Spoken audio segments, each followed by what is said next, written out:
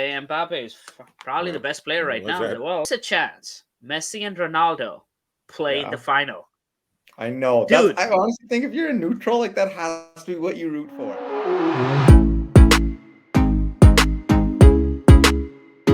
Hello, everybody. Welcome to TFD Talks Footy.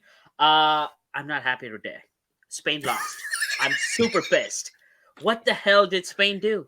They lost to Morocco. Harges, what happened? Those 1,000 warm-up penalties were useless. I thought they played all right. Their possession was okay. It was a bit of a boring game. There wasn't much happening, and Morocco sat back. They just blew it in the penalty. They honestly just blew it in the penalty. Morocco parked the bus. Yes, park it. But Spain had no juice, dude. What the hell? I mean, when Morata is your best striking option, your country might be lacking in one little area, you know? Okay. You can't just keep passing. Like, you can't win like possession and win the game. They're like Spain are like, I think one of my friends like put it up really well. Like Spain are like kings of possession and losing at the same time. Yep. Only France has more possession. Only France has more possession than Spain. Had more possession than Spain during the World Cup. Well, they have Mbappe. Mbappe is probably the best player right now in the world. I don't know. Oh yeah. Yeah. So, Mills, let's start with you. What's your takeaway going into quarterfinals? A lot of things actually. Of course, the main one, like what you just mentioned, Morocco, only the second African nation to make it to the quarterfinals after Ghana did it in 2010. I don't know. Well, I don't know who the first one was, but like Ghana last did it in 2010, and also apparently Portugal can score, because that was the biggest thing against them. They were saying, "Oh, where are the goals going to come from outside of Ronaldo?" Insert Gonçalo Ramos. He was actually the fourth forward behind him because he was 21, and everybody was saying, "Oh, what is Santos doing?" And then, we'll just drop a 6-pack in the quarterfinals, and now he's a genius. He said, I knew it all along. I've watched him in under 21s, 12 goals in 10 games, of course. I think Cristiano Ronaldo can take a bus to Saudi Arabia and just start playing there. I think his Portugal career and Man United career is pretty much sealed right now. Okay, is that official now with Al Nassr? With Al Nassr? No. I think it's not. It's not official, but I think. Okay, who can refuse 200 million? Harges, would you refuse 200 million a year? It's real hard to say no to 200 million a year. It's real hard. Although I think there's a point of diminishing return. Like, what's the difference between having 100 million and 200 million dollars? Like, is there really a difference? Is there a point probably not? There? Probably not. I wonder if it's kind of like I've got a lot, and I think I've got enough. I don't have a massive family, although he does have quite a few children. So maybe he's kind of willing to pass up the 200 million for like maybe another half year at least, like try to finish this season somewhere. Yeah. That offer's not going. That offer's going nowhere. Oh, like that never. A Chinese team or an American MLS team, like they'll have the money for him because he's going to sell tickets, right? So he doesn't have to go right now. Vancouver Whitecaps to sign Cristiano Ronaldo. Whoa, dude, Whitecaps are so cheap. We have not had one washed up like star ever. Like every MLS team, just everybody's come and like Didier Drogba went to Montreal, like Nesta went to Montreal, like Toronto's had tons of big names, and obviously the American teams of all, especially with LA, had big names. No washed up stars have made their way to Vancouver. Well, no one wants us to talk about MLS for now. So, Dr. Keba, what's your takeaway leading into the quarterfinals? I think my biggest takeaway is that the big dogs regained the throne. I think we saw some of the good teams start out well with 2 wins for both Portugal, Brazil, and France, and then everyone else looked pretty good with 4 points. And then on match day 3, it was absolute chaos everywhere with superstars, resting, and then the big teams losing games to teams we weren't expecting them to lose to. And so we thought. I thought there'd be tons of extra time and teams would hang around and be a lot closer. But then it was like teams just showed their assertiveness. Even some of the closer scorelines like Australia and Argentina, I don't really think Australia had much of a sniff in that game anyways. So I think everybody sort of like found a gear and flicked the switch for the round of 16. And everyone looked really good, with Morocco really being the only half upset in extent because they did just beat, Belgium, and then they drew Croatia and won that group, right? So whoa. that's my They big beat the favorites, Canada. Trying to leave that part out that they beat Canada. You're gonna dig at that all day. Leave that little detail out. Yeah. Although Canada are the only team to score a goal on them so far in this tournament. That is true. They've only conceded one. It's all about the moral victory. That's all we're doing up here. We got nothing else to celebrate. You know how happy people are that Canada was in the group which had 2 teams make the quarterfinals? Everyone's like, hey, Croatia and Morocco. It was the group of death. Yeah. I bet. Well, for me, I'm just devastated because Spain lost. I don't know. I was so pissed. It took me like a day to get over it, but whatever. I think it'll be fine. I think football wins. I think, like you mentioned, Dr. Gival, all the Bluebirds are black, except Morocco. So let's see. Maybe Morocco beating Portugal would be a good thing for football. So, yeah, we'll see. But again, it's kind of like all the upsets happen in the early rounds, and once you get the semifinal, kind of like. But this is like hypothetical. There is a chance Messi and Ronaldo play in the final. I know. Dude, I honestly think if you're a neutral, like that has to be what you root for. That has to be what you're rooting for. That would be amazing television. Messi versus Ronaldo. Whoever wins is the GOAT. Oh my God. That would be amazing. The most watched television event in our lifetime. We're all roughly the same age. 100%. That would be the most watched television. Yeah. 100%. I still say Brazil-France. Brazil-France is my final. It's got to be Brazil-France. That makes sense. Like it makes sense. But Argentina-Portugal is feasible. Very feasible. It's feasible. It is. I mean, that definitely is. Yeah. I mean, if I'm FIFA, and we've seen that they're not very, they're sort of corrupt. I mean, maybe slipping a couple bills here and there, like forcing that final. Oh my God! Oh, we're gonna fix it. Yeah. I wouldn't put it past FIFA for fixing matches. If you guys watch that Netflix documentary, it's amazing. Yeah, I think the documentary was a little one-sided. I think FIFA, like, I don't know. I get it. There's a lot of corruptions, but tell me one sporting organization that doesn't have corruption. No, they're all. The IOC is no different. Like IOC. Exactly. There you go. Everybody's like that, right? Yeah. They're all like that. And I think Netflix kind of portrayed as if like, oh my God, this happened, and they released it right before the Qatar World Cup. So. Oh yeah. A little bit. I think that was bad. I think that was bad timing, or maybe it was. Maybe they made to do it like that. It's great timing. Again, that's how they can sell, right? Oh my God, everything in Qatar happening is bad, and whatever US and Canada does is great, right? It's kind of like a thing we're doing. Okay, let's get into some of the matchups for quarterfinal. I think like it's going to be all 4 games are going to be great. That's my personal feeling. Let's start discussing like each matchup. Like we'll kind of run through the injury for each matchup and talk about props and where we lean as well. So the first game Friday is Croatia-Brazil. I know Brazil is favorite to win, but Croatia is okay, decent. Rick, any injury updates we need to be worried about this matchup? Actually, there's like really none. There's really none. I mean, there are a few things like both Danilo and Neymar played 81 minutes. Well, Neymar played 81 minutes. Danilo played 84, I believe, and there was a couple of pictures circulating that Neymar was having the tape removed from his ankle so they can check it. It was fine, not much inflammation or anything, so he should be good. And also Danilo should be good for the match versus Croatia.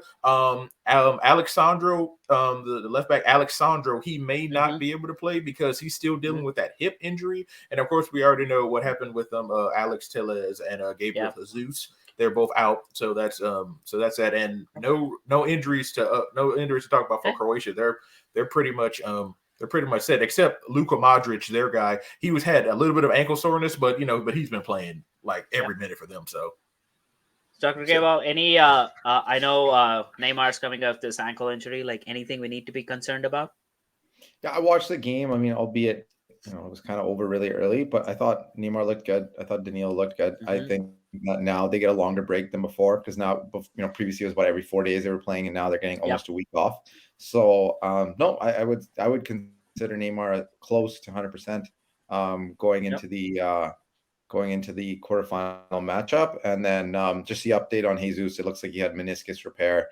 and an Okay. MCL injury. He's going to be out at least 3 months for the Gunners. So, Okay. yeah. Wow. Okay. Mhm. I like only one prop this game, and that is Richarlison scoring. Anytime Richarlison. scorer. I think I don't know. Any thoughts?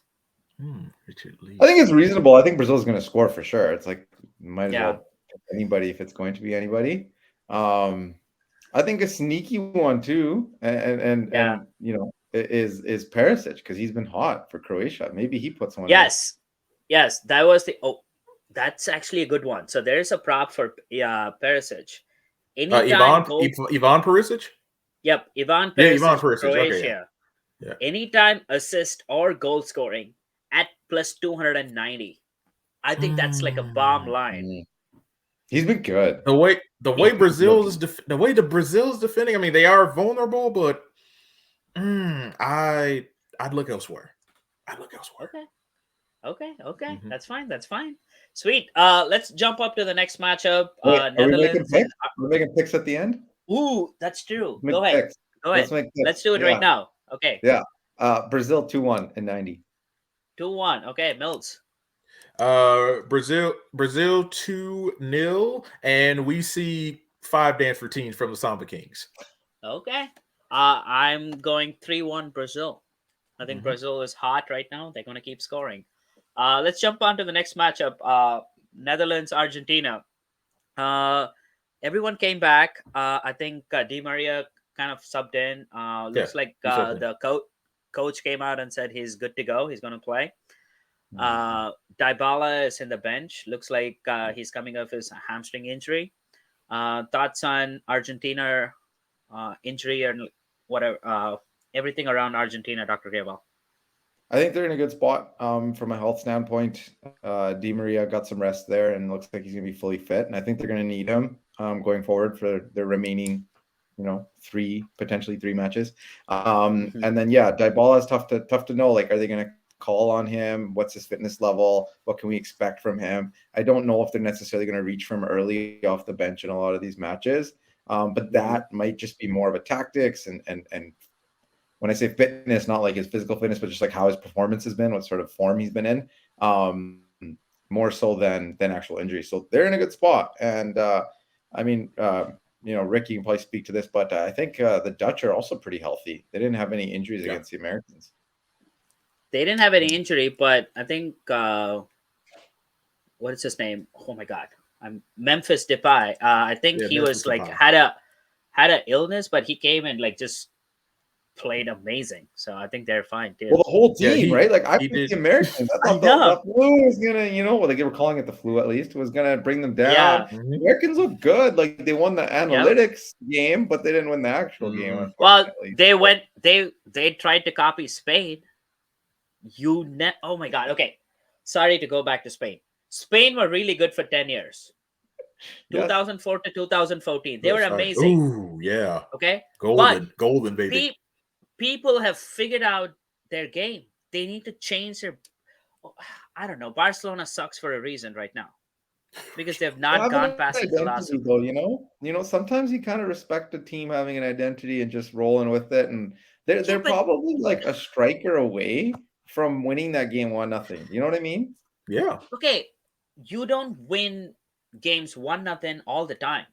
Like you need to score at least 2 goals against Brazil. Like you can't win 1-0 against Brazil or Argentina or France. Like it's difficult. Okay, pulling back. Let's get back to the game. Argentina, Netherlands. Prediction, Dr. Gabriel. I'm going to say Argentina in penalties, which is a repeat of the 2014 semifinal. Ooh. Same thing again. Okay, in penalties. Okay. So you're going 0-0, 1-1? Oh, 1-1. Sorry, I didn't give you a score line. 1-1. 1-1. Okay, Mills? Messi scores again. Like I said, I completely agree with Dr. Greenwald because the Dutch are the most. That's why I had them. That's why I had them beating the U.S. I had them beating the U.S. because they're the most well-rounded, one of the most well-rounded teams in this entire tournament. They've scored 5 goals in group and they only conceded 2. And of course, and that backline, with Virgil van Dijk and those, they have 3 potentially of the tallest center backs in the entire thing. You're not getting through that orange wall. So like I said, a 1-1 draw, and I have Argentina winning on penalties. Let's go 4-2. Is it 3-2 or 4-2? 4-2.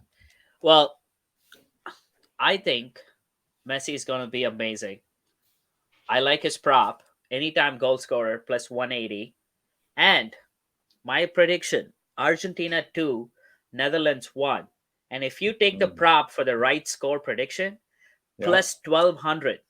Plus 1,200. And that's free Christmas. That's free Christmas if you hit that. Yep.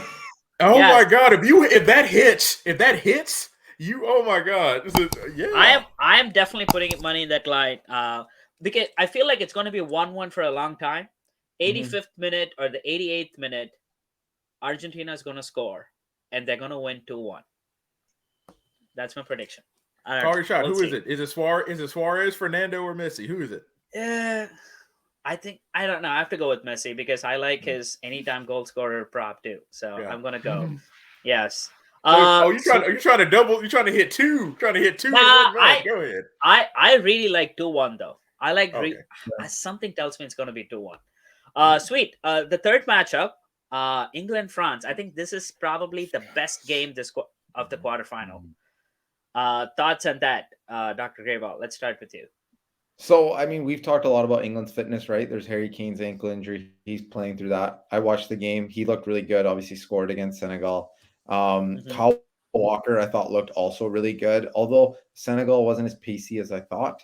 And I think he's going to have a much tougher matchup with Mbappe in the next games. So that is something to keep an eye on.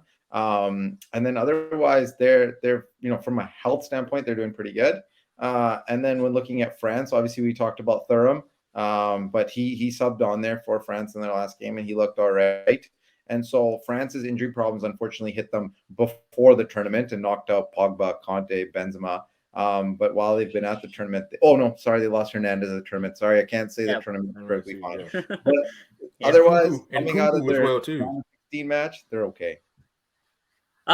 So this is something I read today. Mbappe apparently had a separate recovery session today. What is that? What is that? He's dealing with ankle. He was dealing with ankle soreness throughout the group stage, and it actually got a little bit worse after the brace he scored. I'm not going to go ahead and say it's not an ankle sprain. It's more like an ankle, maybe a minor ankle bruise right now. Maybe that's why he was training away from the French team. Okay. I also wonder if they didn't want the media to see him being limited or taped up or something, and they just said you know what, and maybe he had a day off or I'm not reading much into it. I'm not, but we'll see. There's still a couple days here. If he's not involved, maybe it's something, but I don't think it's anything. And for England, Declan Rice missed training today, so I missed that one. I think that's it looks like that's a little concerning, especially. Mbappe is going to be a handful. Yeah, they need him in the midfield. They need him in midfield. Yeah, that is something to monitor. They probably didn't disclose why. Yeah, they just said he missed training December 6th. So, so maybe he came back limited practice again. Maybe it's a rest day. You never know. Yeah, potentially. But that is definitely something to monitor at this point, right? They're playing every 4 days now. They've played 4 matches every 4 days, right? So they're going to need some rest. So. And of course, I'm going to roll with Mbappe scoring anytime touchdown plus 190. I think that's easy money. Easy money. Take that. Well, I don't know about easy money, but you have to go with the hot hand. And Mbappe is dude looks different on the field. He looks like how Messi and Ronaldo looked 10 years back, how his presence is kind of felt. Definitely different game style, but if Mbappe is there, oh my God, you just see him on the screen. Exactly. I mean, that last match, he was literally just posting up on that left side.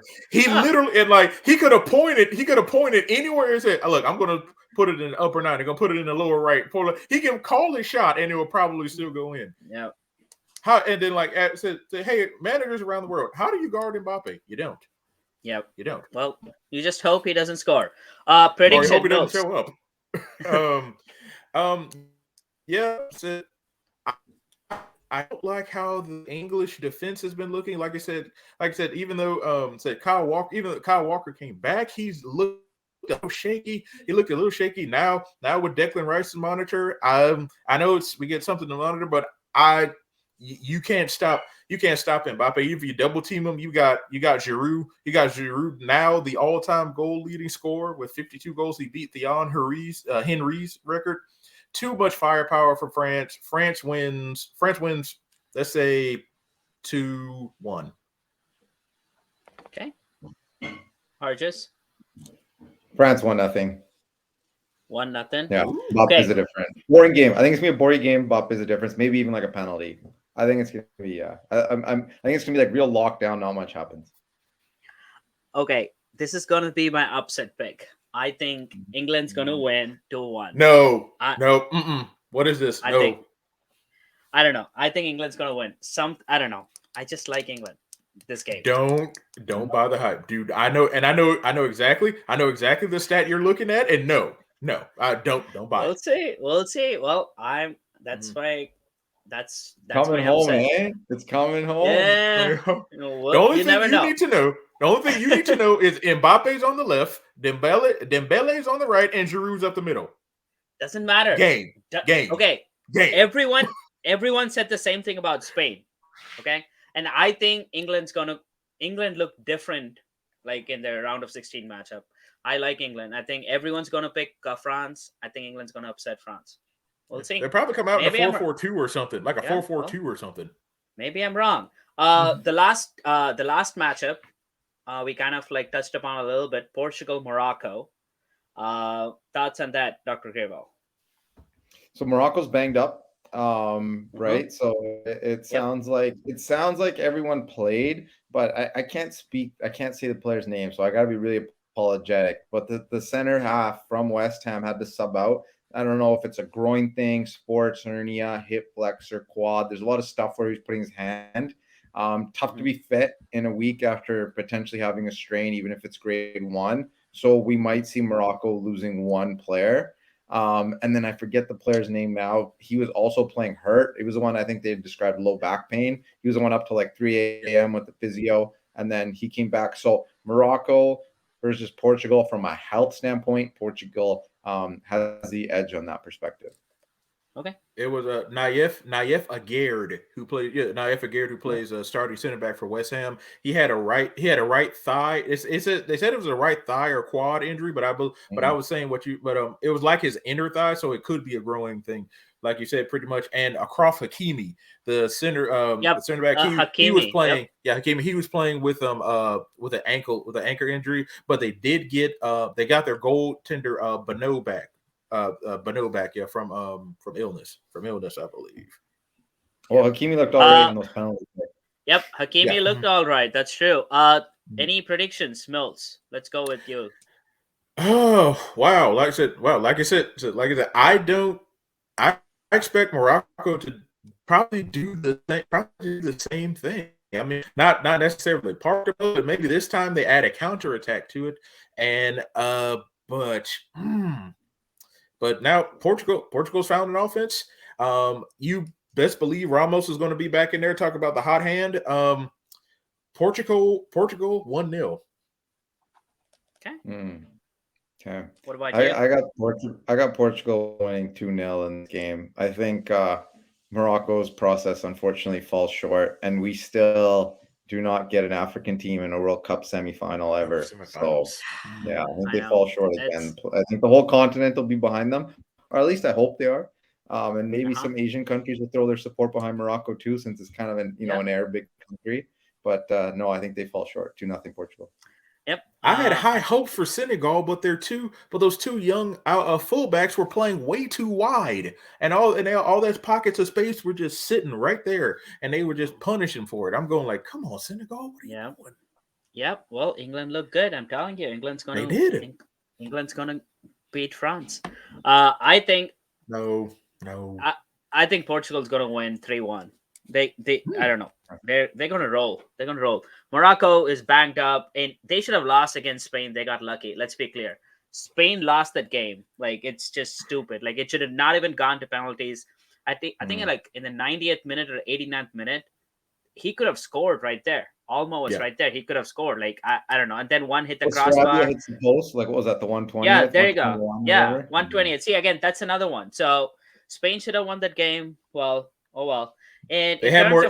They had more chances, more shots on goal too. So yeah, it was for Spain. Spain for taking. And Bruno Fernandes had like a slow game against South Korea, but I think he's gonna pop up. And anytime assist for Bruno Fernandes is at plus 230.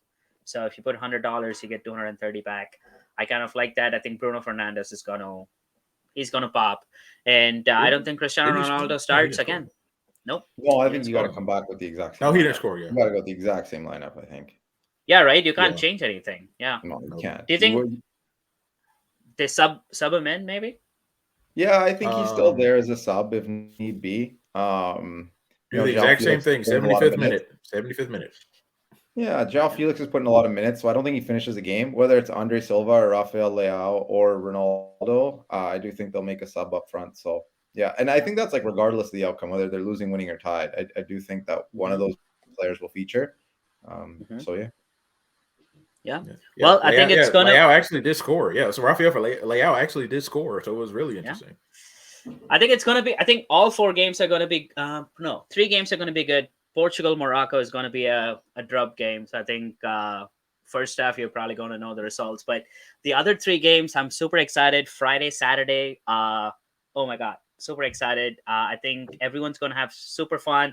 Again, take our picks with a grain of salt, people. I think Argentina wins 2-1 plus 1200. I don't know. I think I'm super excited. If I hit, I'll send whatever win. I'll send 10% of my winnings to somebody, either Harges or Mills. No, that's you're too kind. Too kind. That'd be great. Thank you so much. I'm gonna blow up your phone. I'm gonna blow up your phone if that's at any point. It could be the 30 seconds. Oh my god, if that hits. Stop the count. Stop the count. Yeah, stop the count. Stop the count. Yeah. Messi anytime scorer and a 2-1 thing. If both of those hit, my god, you're gonna be sitting pretty, dude. I'm pretty excited about it. Sweet. Any final thoughts, Dr. Kraval and Mills? No, everybody enjoy the games this weekend. Okay, I always say it's a bad weekend to be a coach. That with the other football, it's gonna be a busy weekend. Yep, Mills. Yeah, it's good. You have a great footballing weekend, everybody. Okay, sweet. Well, good luck, everybody. Have fun, and we'll see you guys next week.